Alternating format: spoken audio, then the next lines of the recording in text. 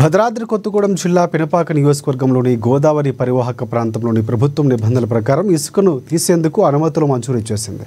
Society రీచ్లకు అనుమతులు రావడంతో society సభ్యుల నుంచి ఇసుక క్వారీలకు రేజింగ్ కాంట్రాక్టులు చేజిక్కించుకున్నారు.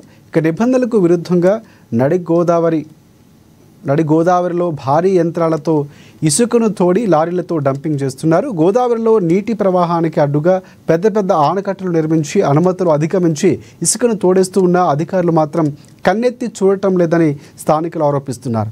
ఇంత జరుగుతూ ఉన్న టీజీఎండీసీ మైనింగ్ అధికారులు భారీ ముడుపులు తీసుకుని చూసి చూడనట్లు వ్యవహరిస్తున్నారనే అనుమానాలు వినిపిస్తున్నాయి. రాము మేము మంగళవారం నాడు అనంతరం కోరికొచ్చినాము.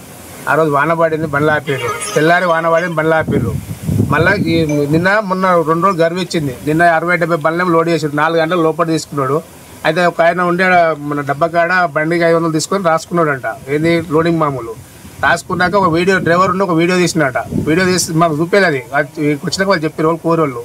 ఆ బ్రహ్మ సార్ అనే మనిషి చెప్పినాడు 500 రూపాయల గురించి మధ్యాహ్నం బండ్లు అడ్డం పెట్టినారు. కొన్ని బండ్లు తీసుకుని కొన్ని బండ్లు తీసుకోలేదు.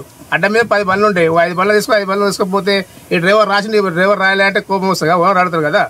అందుకని వీళ్ళు ముంగడ బండి డ్రైవర్ దగ్గర తీసుకొని సెకండ్ బండి డ్రైవర్ దగ్గర తీసుకున్నాడు.